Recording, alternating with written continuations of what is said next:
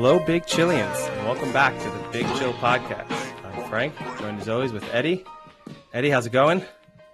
Yeah, things are going pretty well. Managed to pick up a cold this week, which is great. Samesies. As soon as weather has slightly changed and immediately I have a cold, which is a little bit disappointing, but at least it's not cold. I think mine is when I travel. Whenever I travel like a lot, I think because of the lack of sleep and just being around everybody, my sinuses just get destroyed. Yeah. And like colds are one of those things that are annoying, right? Because you can do everything, but then it's just like you just feel crappy. Yeah. Yeah. And then you take the drugs and the drugs make you kind of loopy. So yeah. It's also been going for a few days, and you get to that point where you kind of like stop feeling, you can't remember anymore what it feels like to feel normal. You know what I mean? Like there's that certain moment where you're just like, maybe this is as good as it gets. This is it for life. Yeah. Yeah. So I have to say, I've been going to the gym for about 20 years now. I have now witnessed a new first at the gym, Eddie. This is pretty crazy. So went to the gym about a month ago, and now I've seen this person regularly since. The person comes to the gym and works out in a full chainmail shirt. Okay. Is that supposed to be like weighted? Is that the reason why they're doing it? No, because the majority of his time is spent doing lat pull downs. Okay. He goes into the gym and he spends 45 minutes doing lat pull downs in his chainmail shirt, full chainmail. Like he let me feel it. It is heavy as hell. It is like from the Middle Ages, you know, like. Is he a LARPer? No. Okay. He's just weird. A weird dude. Okay. I don't get it. It makes no sense. It's like obviously not comfortable, you know, like it's a first. I've seen a lot of stupid, dumb shit at the gym. I've never seen anyone work out in chainmail. So does he have something underneath it? With a white t-shirt underneath, that's what I was going to say. Yeah. Okay. Which makes it even weirder. And did you ask, like, is it like a gym specific thing, or is he wearing that just his look? That's a good question. I'll have to ask next time I see him. Needless to say, he's a little bit of a character, so difficult to hold a conversation with him. But for the podcast, I'll ask him if this is like a everyday outfit or if he's purposely putting it on. Just special occasion. But it wasn't just a one-time thing. I mean, this is every time he's at the gym, he's wearing it.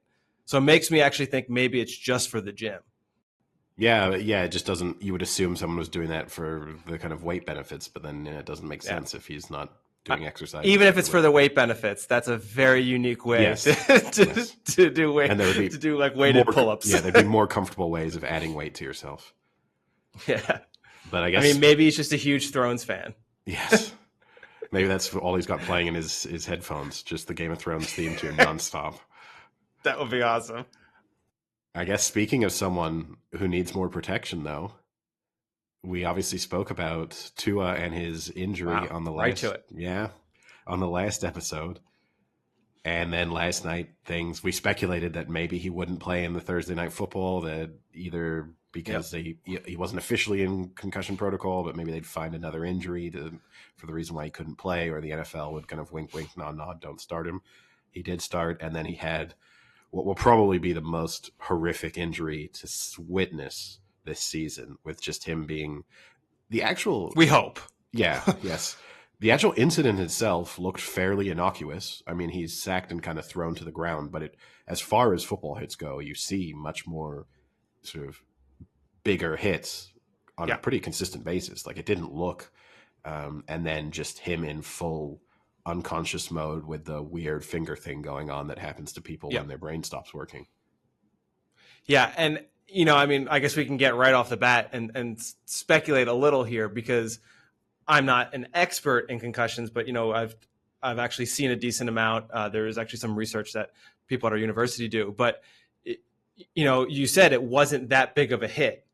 But if you're already concussed and you get another blow to the head, it's going to be a much more severe outcome than the original blow to the head, or if you were completely healthy, never had a concussion before, and that happened. So you have to speculate based off of that the reason it was such an aggressive reaction has to be because of that previous concussion that they said was a back injury. Yeah. And what bothered me was when it happened, no one brought the previous injury up. It wasn't until about the fourth quarter, I think, that Herb Street kind of brought up, well, like last week, Tua got injured and people speculated maybe it was a head injury, but it ended up being a back. And even then, it's like, come on, Herb Street, have some balls and kind of just say, like, maybe it wasn't a back. You don't have to go that far, but say, like, maybe there was some residual impact that they missed or something like that. Because it just pisses me off that, like, come on, we talked about it at length. I'm a little sympathetic to the commentators or announcers live in the moment, because you don't know how severe it wasn't inconceivable that he died. So do you want to be speculating in the moment and then they go, look at this, look how poorly this quote aged, of them discussing whether or not Tua should have been playing? Like, I can understand you probably get a message in your ear from from the producer saying like, like, until we know he's actually okay to some degree at least, let's not speculate about what the injury is or how it could have occurred. I think. Well, when they did bring it up, they had heard that he was like, okay. No, exactly. And I bet you they were specifically told, do not say anything until we have word that he's in a hospital and stable, because you do not want to be ripping into the Dolphins for playing him. And then 5 minutes later, news coming in, Tua's died. And you go, well, what an asshole that you were there taking shots about something. You're not a neurologist. You don't know what was going on. You don't know what tests he was done. And there you are wanting to get a talking head moment live on TV. So I'm sympathetic towards the people in the moment, but I'm very angry at everyone in the Dolphins organization. I think head coach fired. I think I think everyone in the medical staff fired. I think stripped of your medical license. Like, literally, I think that should be it for you. And head coach, I think that should be just lifetime ban. You've not taken the safety of your players seriously. And in an era in which we're trying to protect players, like, it makes everything just a laughing stock. So, like, Tua himself, I think, is irresponsible, but I understand that as the individual player, you want to play. But I think even he has been irresponsible in saying, not taking his own, protecting himself as much as possible, because it's not like he's some backup getting the rare opportunity to start. Like, he was pretty secure. He could have sat out Thursday Night Football and he would have been right back in the game. Like, Terry Bridgewater was not going to steal his spot from him, right? Like, so, but I think everyone who had any role in the actual assessment and decision-making as to whether or not he played that day should be out of a job. They won't be, but they should be. I mean, yeah, you're going full Stephen A. Smith, who basically said the same thing, and I don't disagree fully. I mean, the only thing I will say is, you're talking about, as an announcer, you need to wait to hear what had happened. I still think, I hope that the NFLPA does a thorough investigation, and it's an actual investigation, and we can see what had happened and who was at fault. And I get it. Even if they did the concussion protocol and they found, that there was no issue, maybe as a head coach, you still pull them out.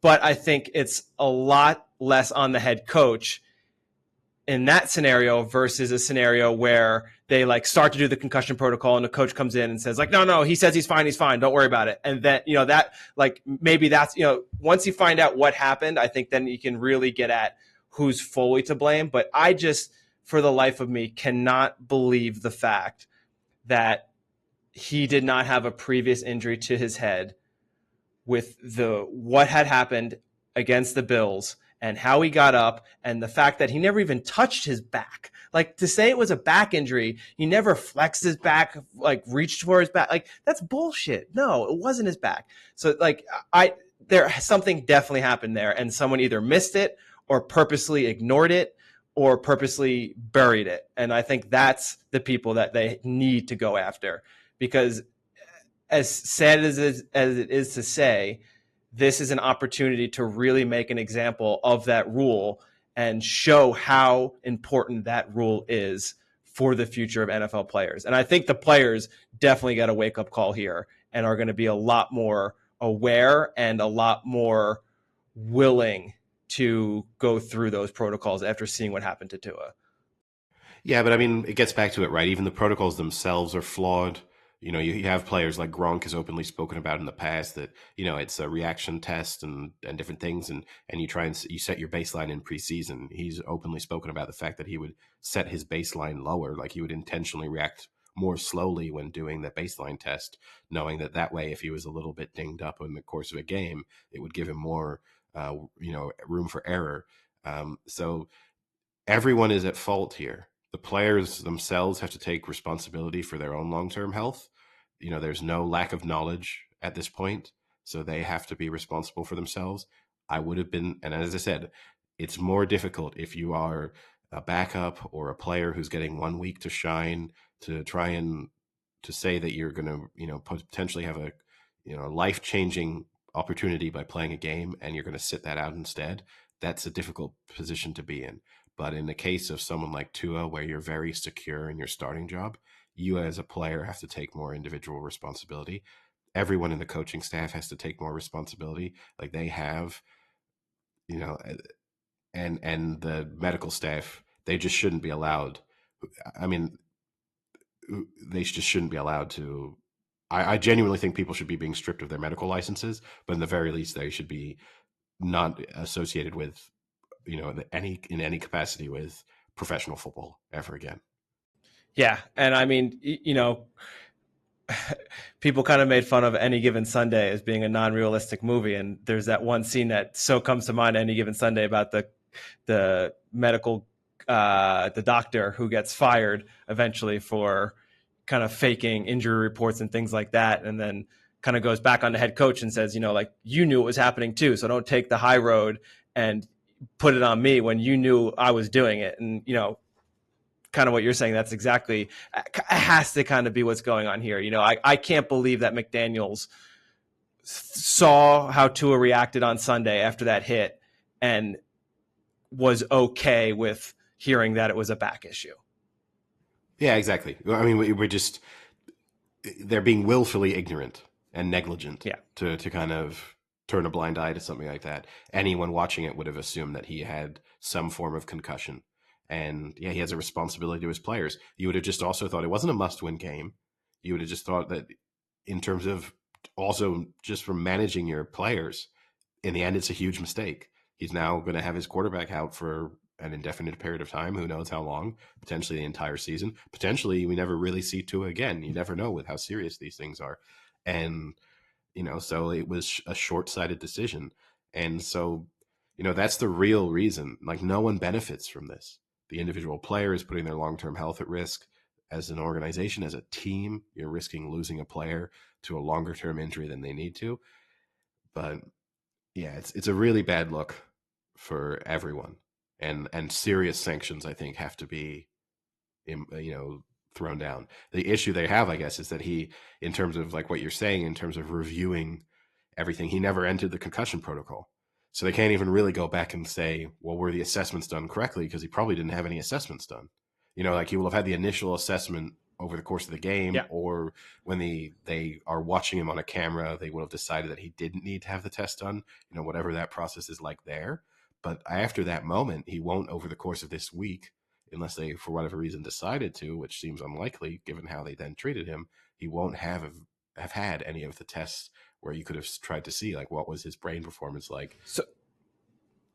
So was that confirmed that he never even went through concussion protocol?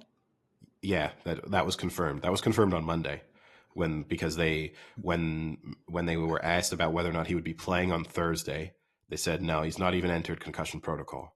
So sorry. Yeah, yes, he hasn't entered concussion protocol, but was he originally assessed for a concussion? I'm sorry, I kind of misheard that. Because going into concussion protocol means that like they assess you and you had some level of impaired response to the test, and then you go into the protocol. But was he ever tested initially?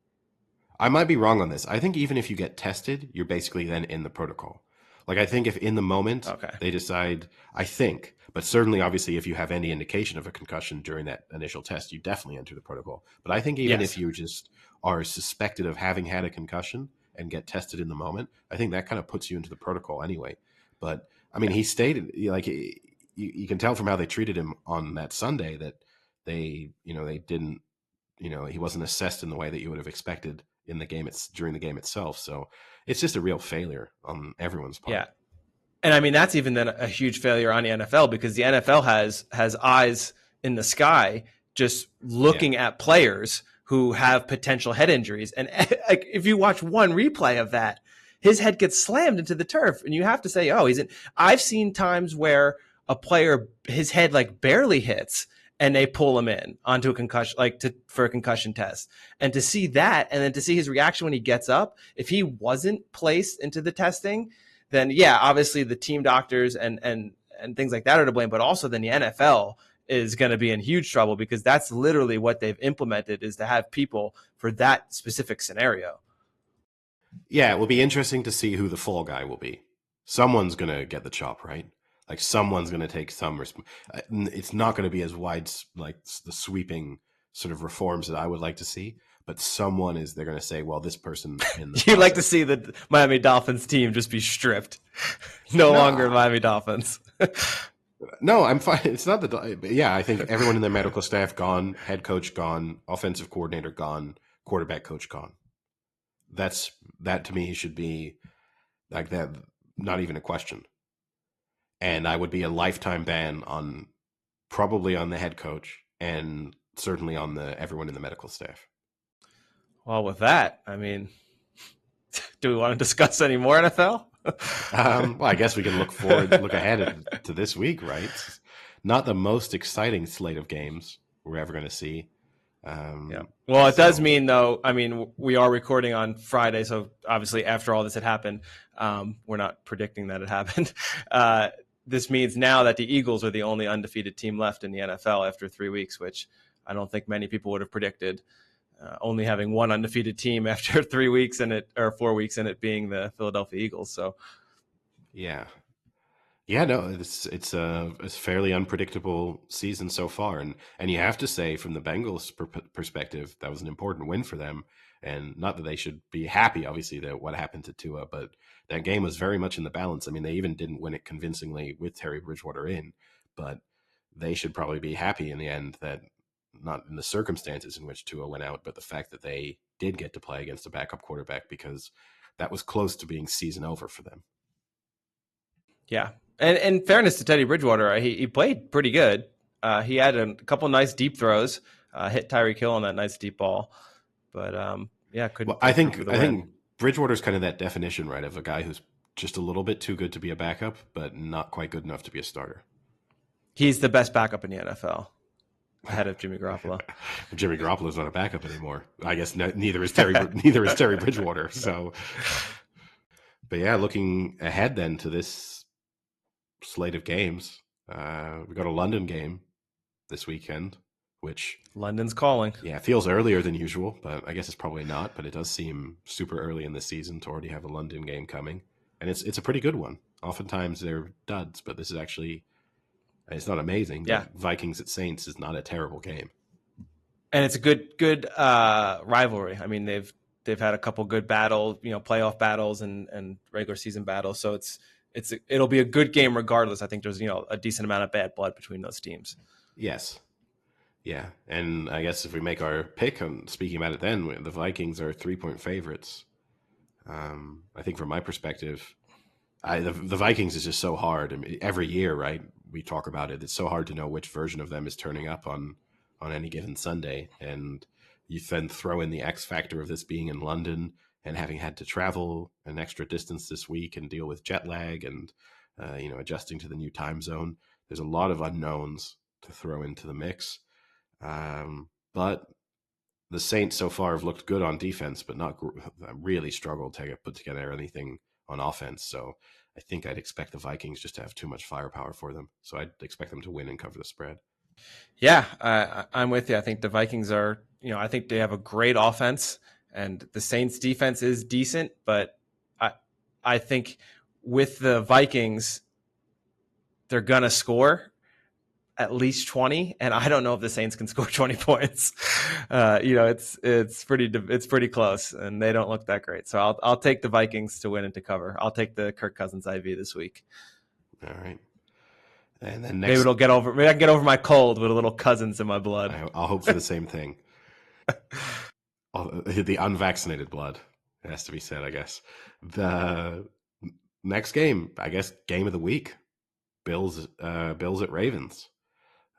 Bills coming off a somewhat surprising loss to the Dolphins last week. Ravens, decent victory against the Patriots, but maybe a little bit unconvincing. You got two quarterbacks who I guess are vying, even though it's only week 4, vying for potential MVP spots. And the Bills are 3-point favorites. Yeah, both of these teams only lost the Miami Dolphins. So a pretty good through line there. I'm going to go with the Bills. I think this is going to be a great game to watch. Both teams have defenses that like to force turnovers. They give up yards, their defenses, especially the Ravens, but they do force some turnovers. So it'll be interesting to see who wins the turnover battle. I think that's going to be a big one because I think points are going to be high. So it's going to be, who can get a turnover and stop them from scoring and turn that into points on their own.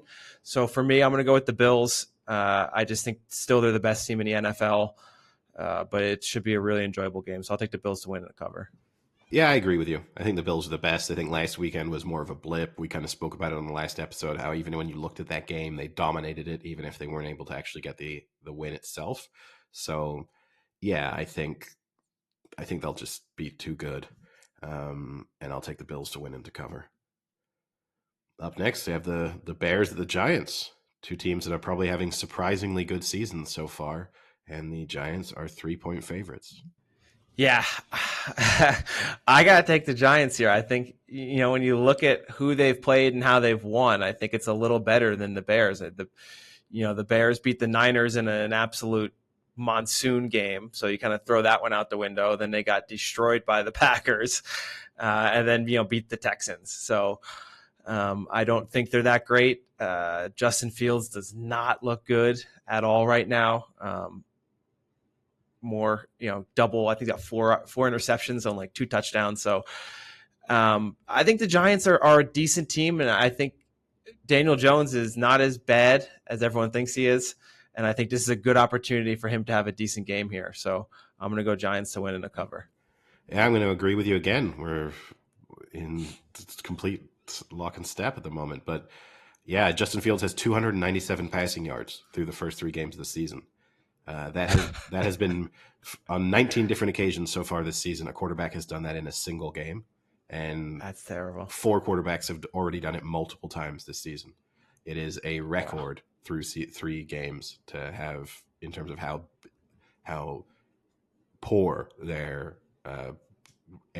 pass game has been. So, and yes, you can argue that their run game has been so good that they're just focusing on that, but it's a real issue. And you're going to need it at some point. So, yeah, I think the Giants are,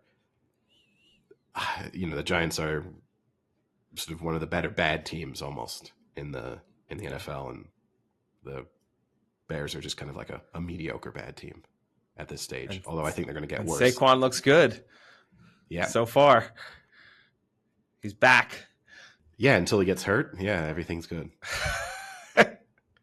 Up next, the Browns at the Falcons, and the Browns are 1-point favorites. I'll keep this pretty quick. The Falcons are fun to watch, and again, it's hard to I don't think you can really bet on them or against them because they're filled with really nice plays and really bad plays, and things can look great for a quarter and terrible for the quarter right after it. But I think the Browns, minus that meltdown against in the fourth quarter against the Jets, I think the Browns have actually been pretty decent this season. So I think if they rely on their run game and just kind of ground and pound approach, I think they'll be able to win this one. Yeah, the Falcons are putting up 370 yards of offense, which sounds great. But then when you couple it to the fact that they're letting up 400 yards of offense, it doesn't sound so great. So basically, it's just a shootout when you play them. And that's kind of what it's looked like those first 3 games. But I agree. I think the Browns are a better team. And I mean, the Browns are getting lucky here because they're so far a pretty easy schedule without Deshaun Watson, and they should technically, have a good chance to be 4-0 when they're going to look back on this, and that loss to the Jets might end up really hurting them come down the home stretch here. But yeah, I think the Browns will win this. Up next, we have the Jags at the Eagles, a game that in recent seasons would have just been dismissed as being terrible. I probably would have put it in the category of don't want to see a second of it. And suddenly now looks like a game between certainly two of the informed teams in the league, if not two of the better teams in the league. The Eagles are 6.5-point favorites. The Jags have looked really good for the last couple of weeks. I do think they've benefited slightly. They dealt with a banged up Chargers and a banged up Herbert. So I think maybe a little bit too much is sort of being placed on just how emphatic that win was. I've been impressed by the Eagles, so I'm going to trust the Eagles in this one to win and to cover, although the number is really close there to me, thinking that I'd kind of thread the needle. But I think as it's still under a touchdown, I'll take the Eagles. What are you giving me? 6 or 7? 6.5. Oh, you're going to do that to me, huh? I mean, that's the exact spread. You want kidding. Me to... Yeah, the Eagles have looked impressive. I think the defense over the last 2 weeks has looked really impressive too. I'm going to go with the Eagles to win, but I'm going to take the Jags to cover. Doug Peterson coming back to the Eagles, to Philly. I think he's going to have something to prove. And Trevor Lawrence, man, he's looking great after Eddie bashed him. So I'll go with a close game. Jags to cover, but Eagles to win. I'm getting worried because I'm looking through these lines and I'm struggling to pick out where I'm going to go with an underdog. So I'm getting a little bit worried here because it's obviously they're not going to run this late. So slightly. Wow, your podcast preparation is great when you're now just looking through the lines. No, halfway through us picking them. No, I'm not just only now, but you see what I mean. Sometimes I start to register as I'm looking through my picks that it's pretty heavy on the favorites, which is always a concern, especially this year where it's been a season so far, right, of unders and underdogs. So maybe this is where the tide turns. Up next, we got the Chargers at the Texans, and the Chargers are 5.5-point favorites. I guess the big question coming into this is how healthy is Herbert? That's what you're going to have to think about before you make any kind of confident selection when it comes to the Chargers. Yeah, he's not even on the injury report, so that's, I guess, some encouraging news. He was on it last week, I think, but he's not even on it this time, which is good. I think he'll be healthier, and I think he'll definitely be healthy enough to beat the Texans. So I'll take the Chargers to win and to cover. Yeah, I'll do the same. This seems like the kind of perfect tonic for them to bounce back from the disappointment of last week. Yeah. I mean, it is disappointing. If you're a Chargers fan, you have to be disappointed right now. You have Joey Bosa, who's just put on the IR, I think yesterday or the day before. And then you have Keenan Allen still, I think, out, and JC Jackson. So, they have all these talented players and they just can't get them on the field right now. So hopefully they get, they're going to come back, but you need to get wins, right? Especially in that division they're in, they need to get wins. Otherwise they're not going to make the playoffs. So it won't matter if they're back. So that's the part that kind of sucks I think, if you're a Chargers fan right now.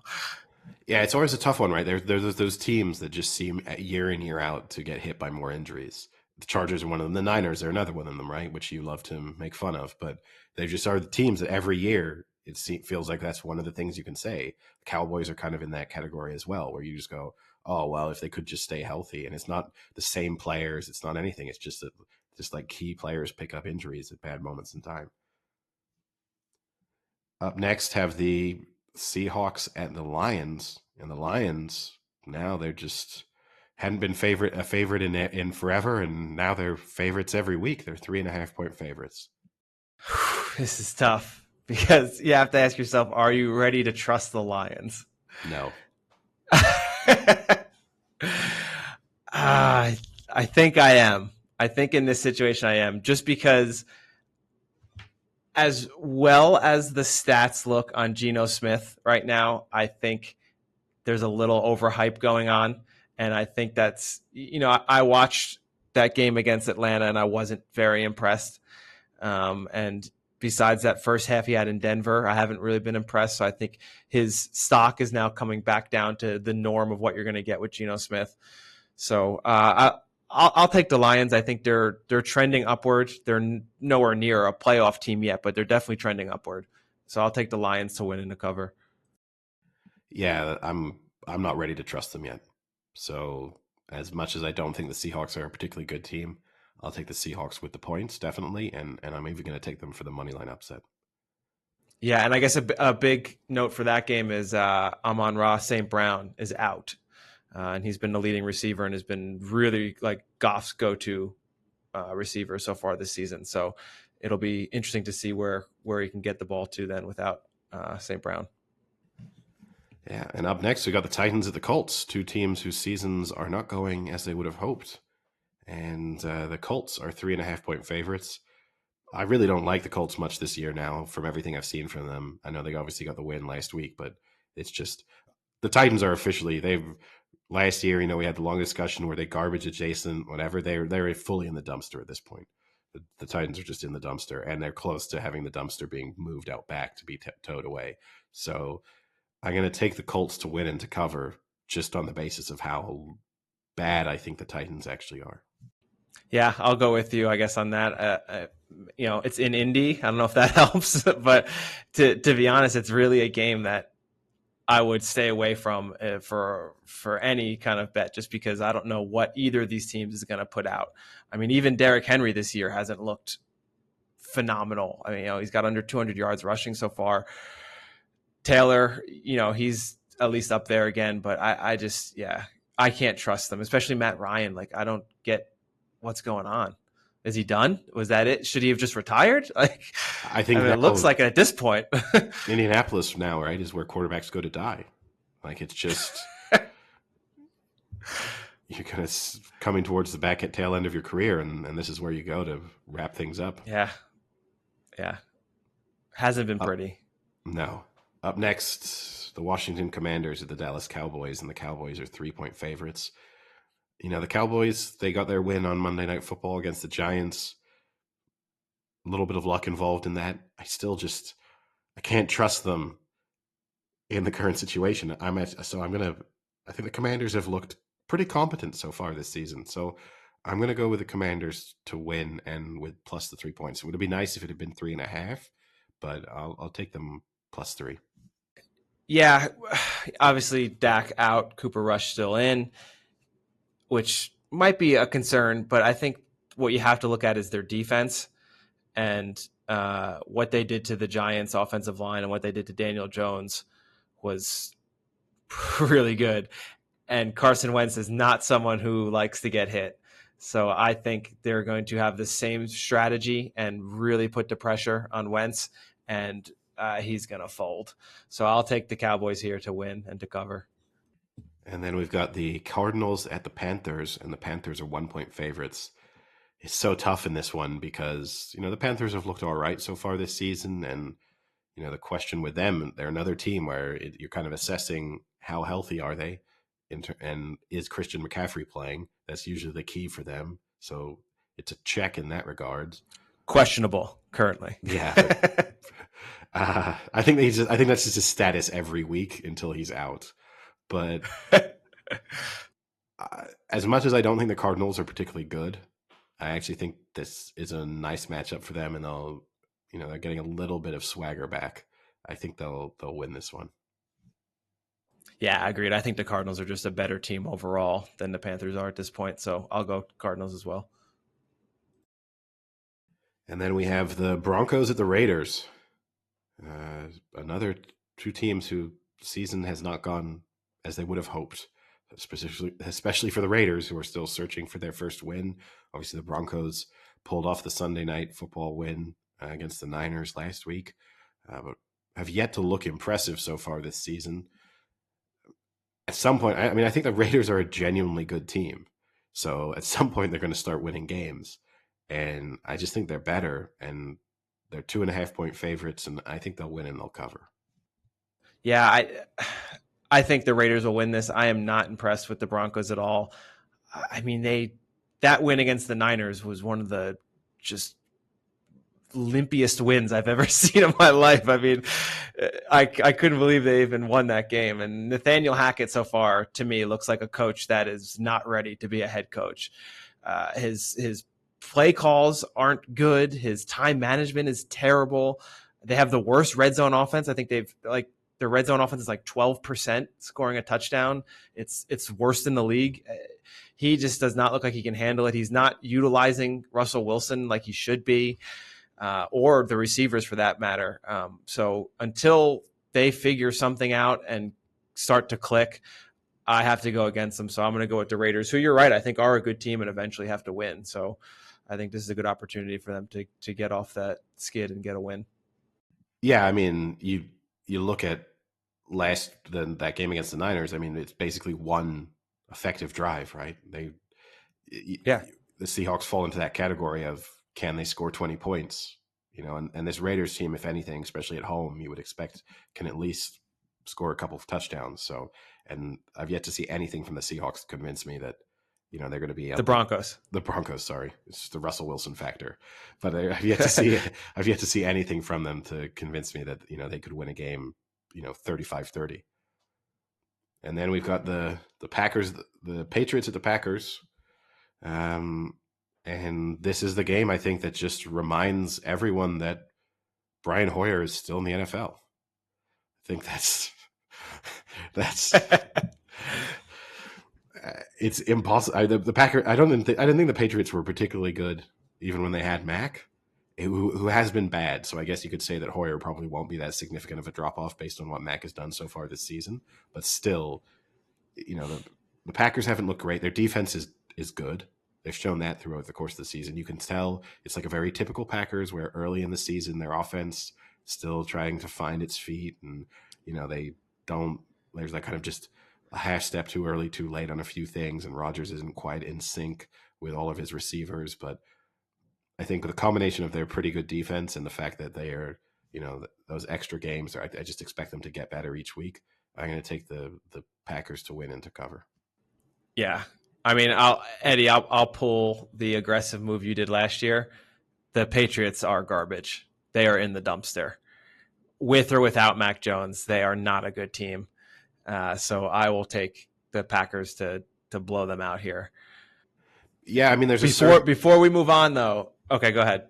Well, there's a certain moment in time if you're the Patriots. If you're a Patriots fan, there's a certain moment in time where you almost be thinking, not tanking, because I don't think Belichick's ever going to tank, but you know what? It wouldn't be bad to have a 3-win season and have a good draft pick and maybe really see what we can do, even though it's the Patriots, so they'll just trade down and it won't have as much impact on them anyway.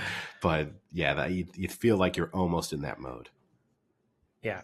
So one of the questions that had popped up is, do the Patriots go out and get someone else depending on how long Mac Jones is going to be out?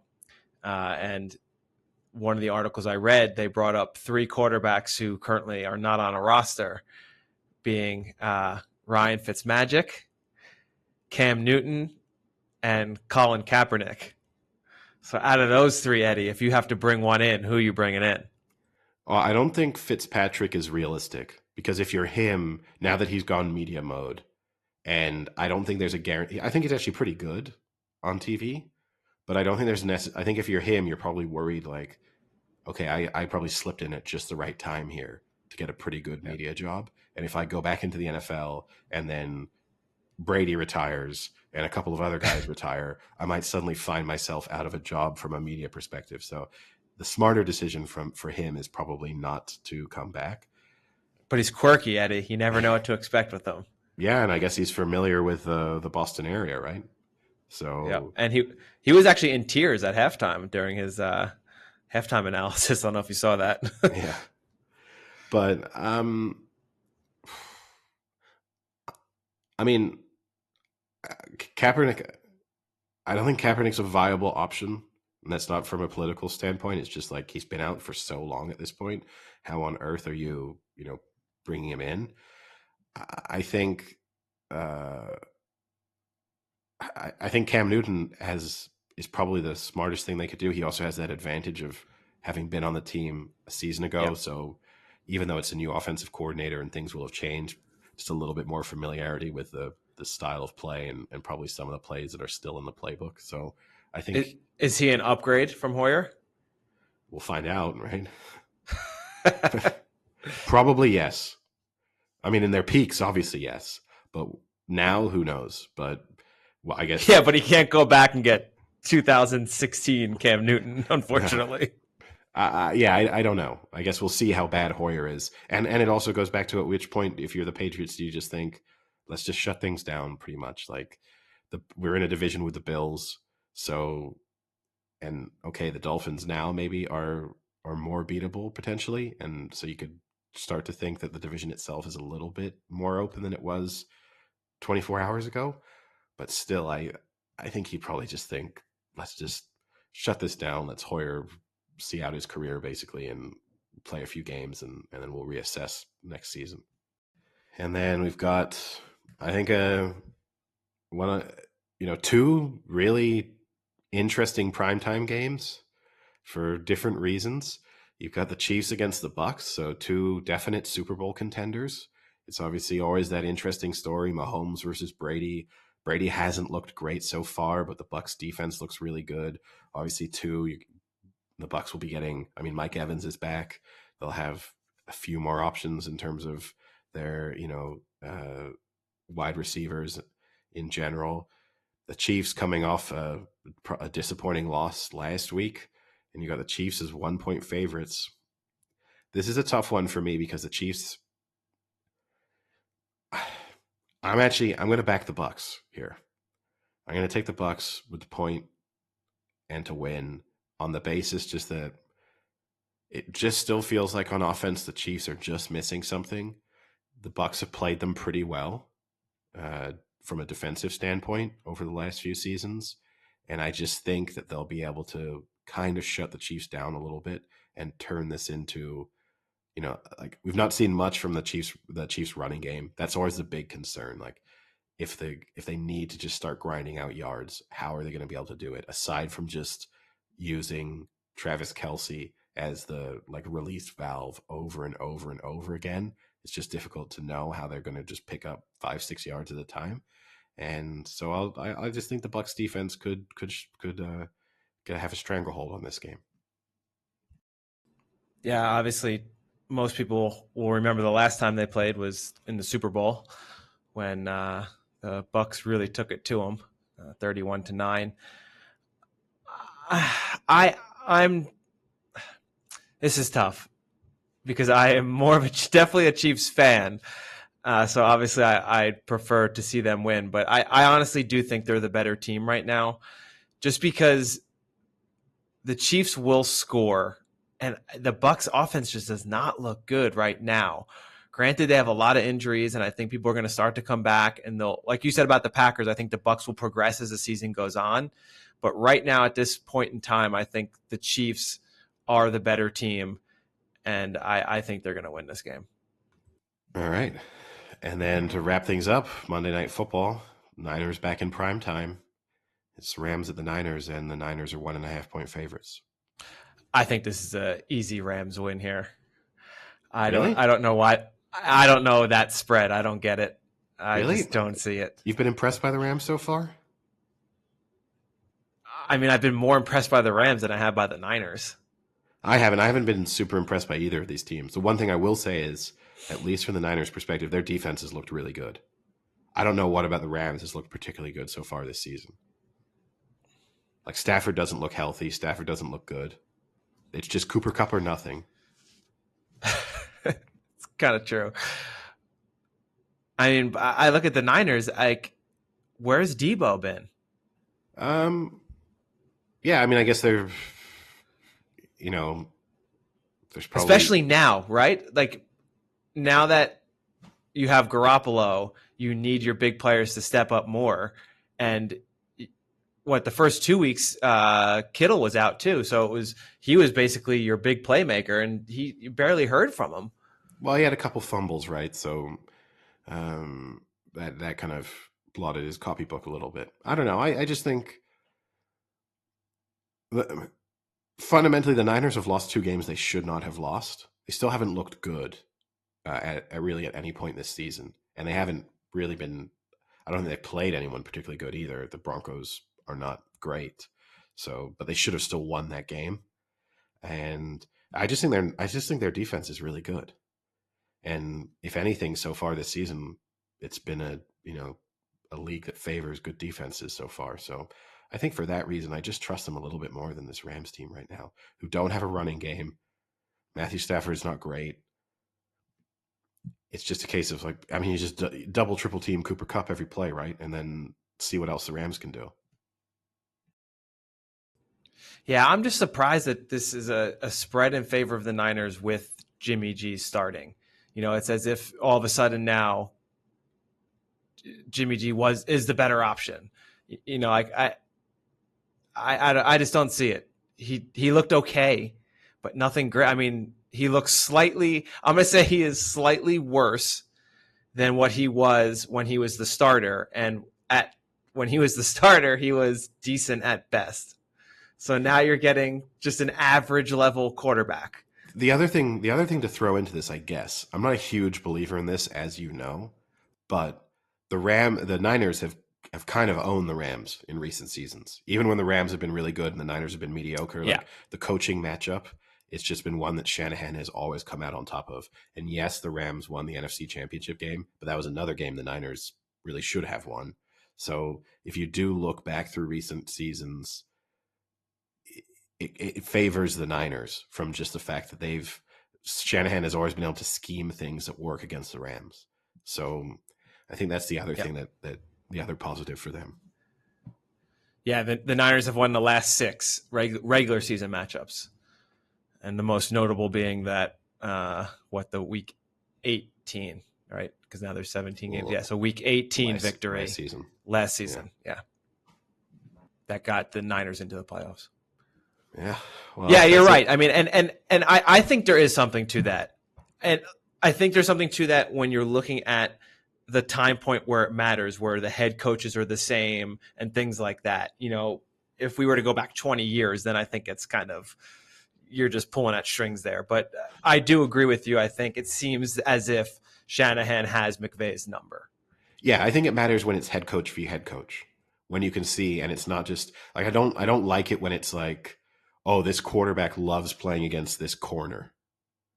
That bit I never really understand. I always think that's kind of an over, people read just too much into that. Like, oh, well, Tom Brady has always been only guy who had success against Darrell Revis or whatever it is. It's like, well, is it, or is it just they were a good team and he was able to do it changes the way that Aaron Rodgers loves playing against the Bears.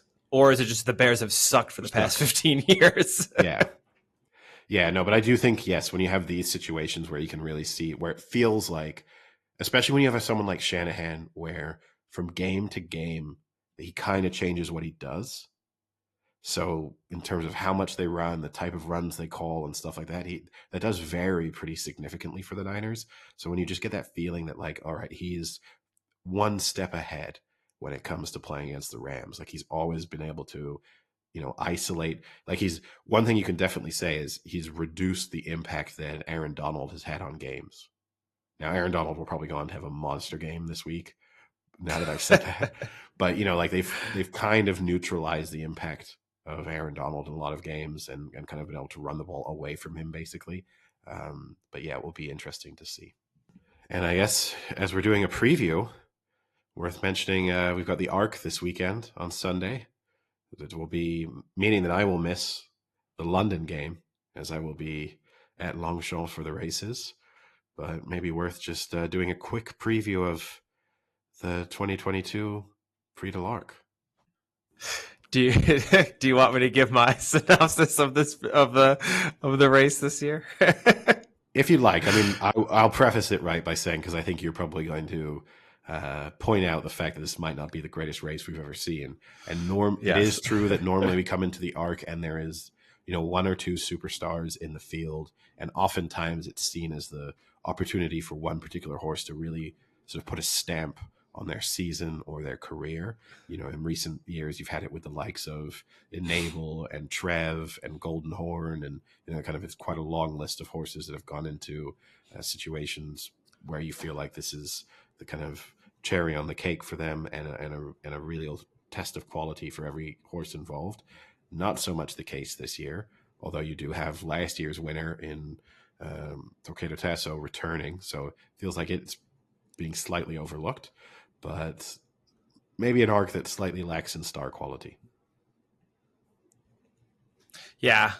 I mean, you could argue that maybe with Luxembourg, you have a potential superstar in the rise because only a 3-year-old, and obviously it's out of O'Brien yard, so it could be anything, and it could be a superstar, but not the star power that you normally have, and not the talking points you usually have too, which is I think just as disappointing. Like you don't have to have every horse be the greatest horse in it, but it's nice when you have can Enable get another victory, or can this horse overcome this other horse that it lost to. There's not many even of those nice lines to work in, which is kind of disappointing. But you have a potential superstar in Alpinista, who's I think won the last 6, 7. Oh yeah, won the last 6 and has obviously a number of Group 1s.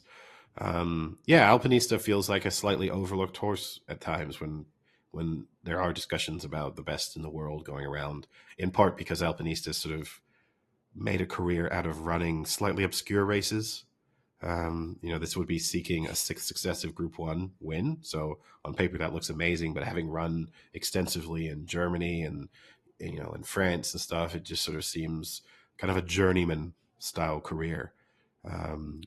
But yeah, Alpinista. I mean, if Alpinista wins the Arc, then you'd have to argue that I think you're right. If Alpinista or Luxembourg win, there's a few horses that if they win the Arc, it changes how they look, right? But those are the two standouts where it would probably propel them towards this sort of star label. But I'll give then my predictions. I mean, I think Luxembourg is the best horse in the race, but it's currently 7-2, and I just think that's too short for a horse. It's stepping up in distance. Probably will handle the ground perfectly well, but it's still a question mark. So I think when you've got a couple of unknowns to factor in, I think 7-2 is just way too short to be confident. You're talking about a 20 runner field, a race where you can just have bad luck in the running as well. It's just too much, even though it has a number of positives going for it, including obviously having Ryan Moore on board, who's having a great season, won the Arc on 2 occasions previously, but still, I don't love it. I think a favorable draw too, right? I think sometimes a little bit too much can be read into the draw factor at Longchamp, but obviously having a lower, like a single digit lower draw is preferred, and also you're kind of wanting to be drawn sort of 5 to 10, 5 to 11 to be in an ideal position. Not been many runners and winners from right on the inside or right on the outside. So, but yeah, too short. Wouldn't surprise me if Luxembourg's the winner, but just too short for me. Elsewhere, Vidani ticks a lot of the boxes, but at the same time, just disappointing last time out. I'm also a little bit skeptical because it seemed certain that we'd be seeing it in the Champion Stakes, and then when Bailly decided to bypass the Arc, then all of a sudden it was like, well, we'll go to the Arc instead. So that shows to me it's maybe like a slight lack in confidence from the trainers and the owners there. So my selections will be, I'm going to go throw the form book totally out in some respects. I quite like Westover. Really nice draw. Ran really badly in the King George, but he's, had one of the most striking performances of the season. And he, I just feel like capable of a big run, around 11-1 at the moment. So I think that's a good price. And then the other selection that I'm going to have in terms of any degree of confidence in, I'm going to think that maybe this is the first year that there's a Japanese winner, and that title holder might be able to step up and finally get Japan the win that they're so desperate for. Issues here is question marks over how well he'll handle the ground, but in the very least, stamina isn't a question. I mean, he's won over 2 miles, so kind of from a stamina perspective looks fine. So I'm going to go title holder and Westover as my 2 selections, and then at bigger prices, be tempted by a couple each way. I think I'll look at probably bubble gift each way as well. But yeah, I think it's one of those arcs where if you have too strong of an opinion on anything, it's a little bit insane. Yeah. I mean, for me, I think you have to kind of decide if you think Luxembourg is as good of a horse as it is. Because then when I start to think about it, I go back to the race that it won, the Irish Champions, or the Irish Champions Stakes race. What was the last one? I can't remember the name of the last race. Where it beat Onesta. Yeah, Irish Champions Stakes. I thought it beat Onesta, but just barely beat Onesta, and that's a French horse going to Ireland, and now you have the opposite, right?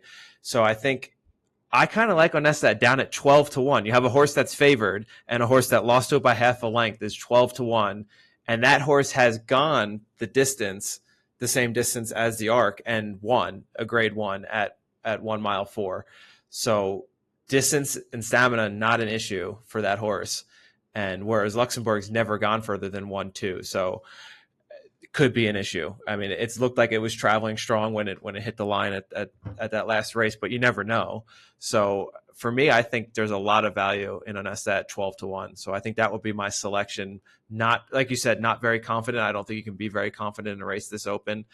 If you really want to get down there, you have Seal Away, who is about 40-1, who was 5th last year in a race that had much better competition in it, and will have about the same ground. So it really likes the heavy ground. So you could have a potential good each way there with Seal Away, who's going to be racing same conditions that it's raced and has done decently in with a much less competitive field. So those would be my two picks, but like you said, not very strong selections. No. Yeah, I think it's a race where it's obviously worth having something on, but more to watch than it is to be really betting heavily on. I guess the one advantage you could say is you can make a strong argument for 8 or 9 horses. So there's value to be, there's double digits on the board there that may well produce a winner. So it has, in that it's an appealing race from that perspective. I guess the only other thing maybe to preview quickly is the Aaron Judge home run watch. So we mentioned it before. Aaron Judge was chasing the American League record of 61 home runs by Roger Maris, and he has gotten the 61st home run Wednesday, and now has 7 games left to break the American League record. So I think safe to say he'll break it. I don't want to obviously jinx anything, but 7 games is a lot of time. The only issue here is that he seems to be getting a lot more walks these past few games than he has previously this season. So maybe pitchers don't want to be the one to give up that 60-second home run and would rather just take the walk. The other part that kind of sucks is that he also is shooting for the Triple Crown, which to break the home run record and to get the Triple Crown would be really awesome. But the last few games, he was previously leading the American League in batting average, but has since dropped to second.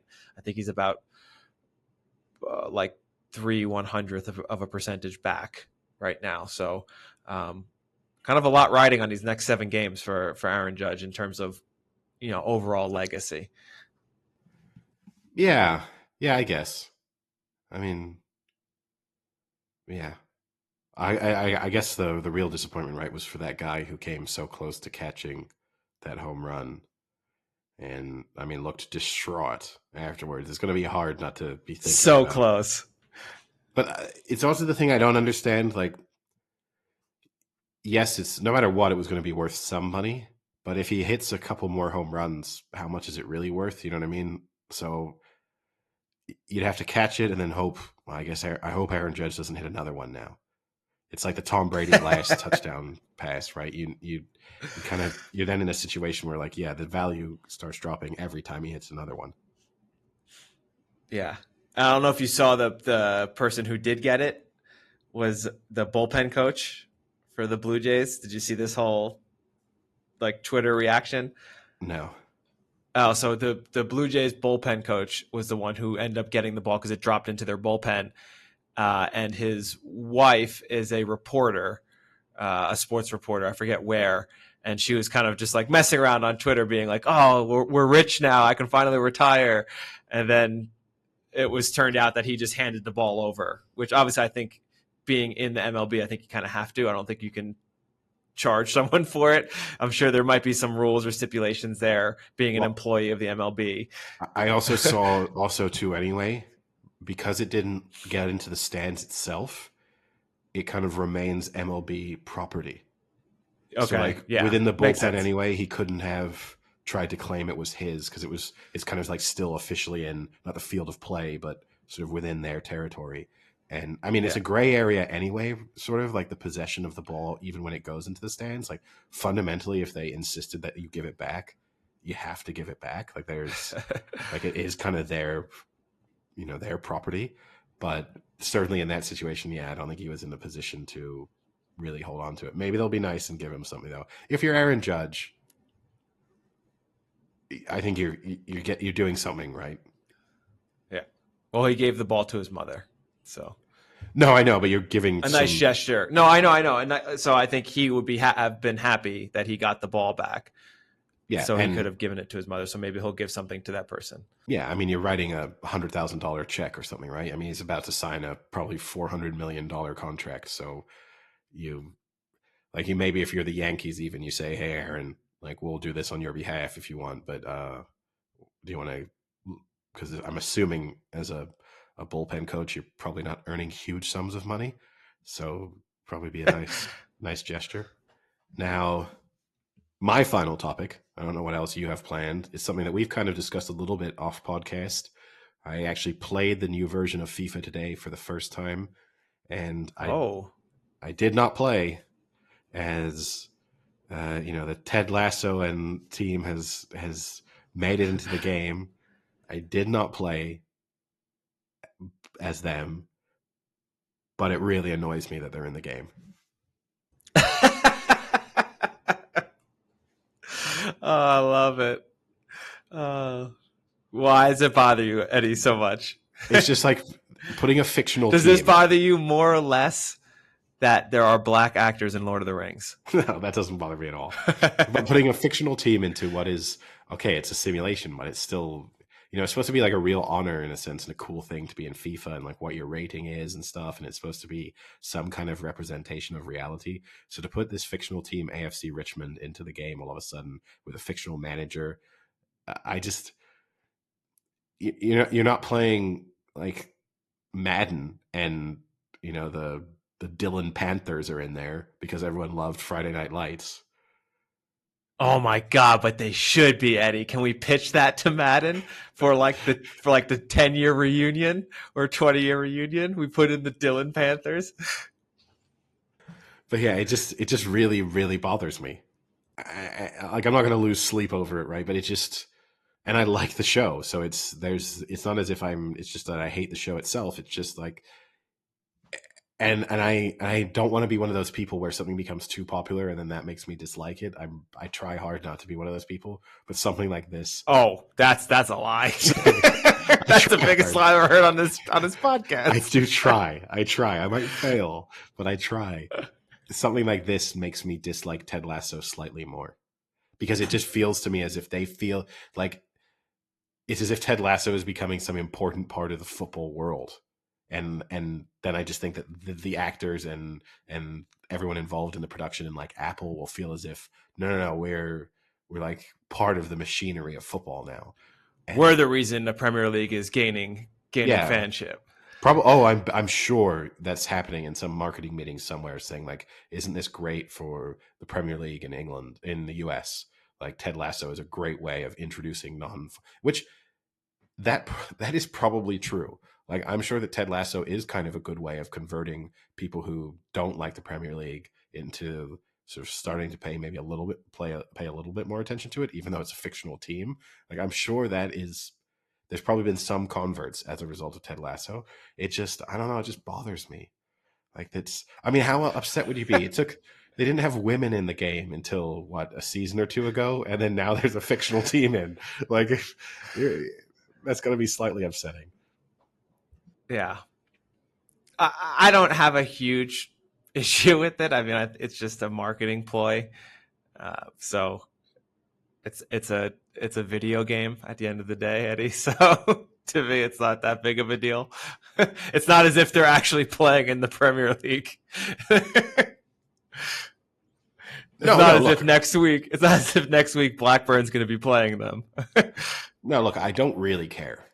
Like I don't really care, but and I'm not going to play that much like FIFA.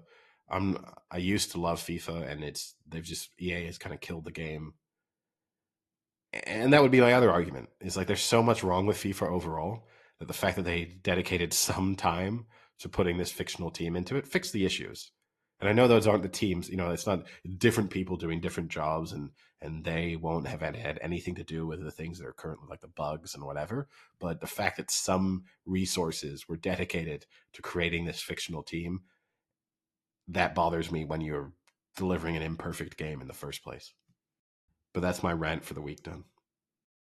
Speaking of, I'm still watching the Welcome to Wrexham show, and I can safely say I do not think you would enjoy it. Just like some of the way they talk about football in it and some of the comments they make, I think would just really anger you. Yeah, I got that sense, right? And this is one of those where I'm just going to stay away. Like, I'm not going to intentionally anger myself. I'm just going to not watch it. It's not for me, I don't think. So I don't think it is for you. It's an instance where it's just not for me, so there's no point watching it and then complaining about it because they didn't have me in mind. You might hate watch it, though, one day. One day, I think you might anger watch it. No, because to hate watch something... You'll watch a YouTube clip. You'll watch a YouTube clip of it. Yeah, I'll definitely watch a YouTube clip of it. Speaking of which, but part of the reason why I could pull Dylan Panther so quickly, I have been watching when I do that weird thing where I watch, 6-7 minutes of something on YouTube. I've been watching a lot of Friday night clips. I don't want to rewatch the TV show, but I've been watching like 6-7 minute installments of Friday Night Lights a little bit this week. So I've probably watched in total like 5 hours of Friday Night Lights, but in bits and pieces. And a lot of it, so good. Mostly I've just been watching like the games themselves. Yeah. The thing that doesn't get enough, the special teams, the Dylan Panther special teams had some clutch moments. The number of onside kicks they recovered over the course of the 3-4 seasons, unbelievable. Yeah, it is pretty impressive. They very rarely miss a field goal or an extra point. They miss. There's the storyline with what's his face, the guy who's gone on to be a pretty famous actor. Subsequently, he was in like Breaking Bad and stuff. There was a storyline where he became the kicker. He does miss it, but then he eventually he then hits a 47-yard field goal to win the game, which in high school that's pretty impressive, particularly in high school back then. And in that same game, I think it was when I was watching those highlights, or Jesse Plemons. Yeah, you're talking about a subsequent highlight. I mean, they recover an onside kick, and it's like an offensive lineman or something who recovers it. I don't know why he's even out there to start with, and he returns it to the 14. It's unbelievable. There's like 4 seconds left in the game, and he gets it all the way down, just rumbles his way down to the 14. They would be writing... Which I don't think you can advance onside kicks in high school. I don't know that. I don't know. Because you can't in college anymore. Yeah, you can in the NFL still. Maybe you could in high school. Who knows? But yeah, it's just crazy. I mean, their special teams, they would be a topic of discussion on ESPN every week. They had like a 98% onside kick recovery rate. It's just unbelievable. Well, the other thing that I always loved about Friday Night Lights and other shows like that is whenever they needed like a big punt return, that's the time they'll put like the really good guy back there. And he's getting like a 50-yard return. Like, why don't you just do that every punt return? Like, if he's that good at returning punts, why isn't he returning every punt? It's like, no. Now we really need a punt return. Put in the guy who's going to go 50 yards. Well, that's the other issue too, right? For this team that's like became state champions on multiple occasions over the course of the TV show and who were pretty good all the time. They have so many close games. You know what I mean? Like they have so many games where they're down. It's Texas, Eddie. every game's close in Texas. But, there's so many games where they're down at halftime or they're down in the fourth quarter and they're winning by, a single score all the time. For a team that was as good as they were, you would have expected that they would have just had a lot more just 83-7 wins. Because, that's what you see in high school and college. Yeah, they have like one or two blowouts a year. But, I mean, I guess maybe – I don't know how – I know Texas is very competitive, but I don't know how close games are in general. Like, are the conferences – are they that like separate where you still have really crappy teams even in Texas? I don't know. But I love that show. I might go back and watch some more this weekend now that you said it. So taking a quick look at the Texas scores from last Friday. You do have a number Friday of pretty Night close. Lights. Yeah, you do have a number of close games, but you've got some blowouts in there. There's a 43-7, 55-7, 46-7, 63-7, 48-7. Like there's more games. Did Dylan win? Is that are they a real team? I don't know. I don't think so. But yeah, it's I mean, maybe they are because originally the book was based on like a real team, right? I mean, that was the original book was following an actual, because you see there's real life people who were the characters. So it's a fictional town. Okay, but the original Friday Night Lights book was, it's like loosely based off of, I think, like Texas high school football. But yeah, it's it's based off of the nonfiction book about the Permian Panthers football team. Okay. Yeah, no, there's 71-0. I mean, there's 57-0. There's some blowouts there.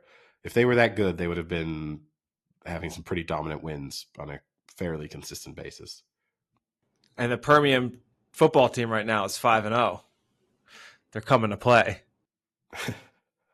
Well, anything else you want to cover from the week? No, I think that's about it. Talk to you later. See ya. Cheerio.